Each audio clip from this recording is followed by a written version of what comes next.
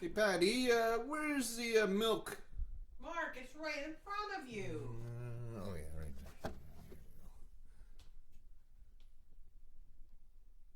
there. Hello everybody, welcome to class 5 in diversity and inclusion. I'm your instructor, Marc. All right, we're wrapping it up, folks. We're wrapping it up, and today's really looking at access. How do we take everything that we've talked about so far, which is more philosophical, right, more emotive, and how do we take that and manifest it, make it real, make it happen? Well, we're going to use the Universal Design for Learning, a checklist for early childhood educators found in the resources for Class 5. And I'm going to talk about that in a second. So that's the checklist. Just give me a second. So I want you to get on Learn. I want you to download those PowerPoint slides. I want you to be able to hear my beautiful voice. I want you to think about some of the content that I have in there. I want you to look at some of the other resources that I have. Goes really in depth in that Universal Design for Learning philosophy and the idea about how we make our places more inclusive. Very, very cool.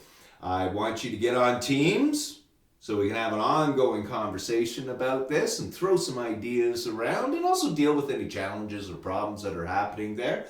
I want you to do not a flip grid this time though. I have a discussion post in Learn. And what I want you to do is I want to take that checklist found in my resources for Class 5, the Universal Design for Learning, a checklist for early childhood educators. I want you to take that checklist and I want you to analyze your space. All right, not the whole daycare, just your room. And I want you to analyze it. And I want you to document what do you got according to the checklist. So what are you doing well from that perspective? What are some of the gaps that you have there? All right, what are you missing? And I want you to provide a couple of recommendations, all right, to make it even more inclusive. And again, you post that in discussion. There's no flip grid question for that. I want you to check out the point down below because it's sort of the big idea around access. I want you to be on WebEx so we can all have a really good conversation about universal designs for learning, right? And get you all prepared for that little checklist thing. But also get your head around what it all means and what it means about that, creating that sense of belonging and community within a daycare center. And you know what? The most important thing, I just want you to have fun.